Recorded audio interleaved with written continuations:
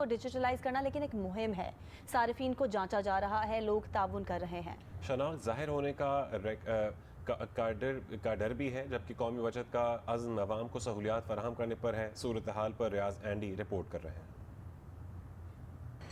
قائد آباد کراچی کا قومی بچت سینٹر، حکومت کا ملک میں پھیلایا بچت نیٹ ورک، جس کا یہ ایک انتظامی یونٹ ہے۔ حکومت اپنے اس نیٹ ورک کے ذریعے عوام سے قرض حاصل کرتی ہے اور یہ نیٹ ورک عوامی سہولت کا ذریعہ بھی ہے۔ قومی بچت میرے کچھ پیسے جو مجھے پینشن کے وہ میں نے یہاں جمع کرا دیے تھے۔ لیکن حکومت کے بچت نیٹ ورک کا انتظام پرانا ہے۔ ہر اسکیم میں سرمایہ کاری کے ہر سرٹیفکیٹ کی ایک علیحدہ بک ہے۔ ڈیجیٹل ہو کر یہ مشکل ختم ہو جائے گی۔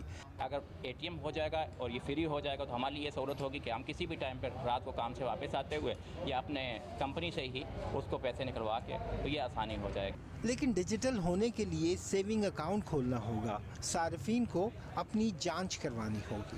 جیسے ہمارے دیکھیں فولڈر پڑے ہیں یہاں پر، اب سب چیزوں کو ہم چاہ رہے ہیں کہ سب کام ہمارا ڈیجیٹل ہو جائے اور یہ چیزیں ہماری سمٹ جائے اور کام آسان بھی ہو جائے اور لوگوں کو اتنی مشکل بھی نہ ہو۔ اس کوشش سے ایف اے ٹی ایف کے خدشات بھی دور ہو جائیں گے۔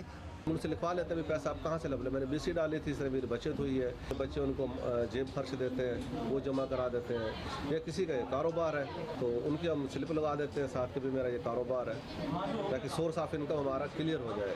عام اندازے ہیں کہ ڈیجیٹائزیشن سے عوامی سہولیات بڑھیں گی۔ یہ گورنمنٹ کا اچھا اقدام ہے کہ KYC ہونے کے بعد ڈیبٹ کارڈ یہاں پر لانچ ہوا ہے اور اپنا چیک بک کمپیوٹرائز ایشو ہوں گی۔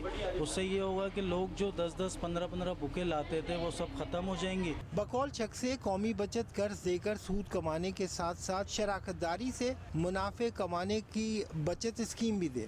یہ آپ کے لیے، حکومت کے لیے اتنا ہی پیسہ جنریٹ کرتی ہے جتنا تقریباً آپ بینک سے لیتے ہیں۔ تو اگر اس کی یہ حالت ہوگی تو پھر لوگوں کو پریشانی تو ہوگی۔ اس کو لفٹ کرنے کی ضرورت ہے، انہیں اسٹاف دینا چاہیے۔ یہ عام خیال ہے۔ کیمرہ مین الطاف حسین کے ساتھ ریاض اینڈی، جیو نیوز۔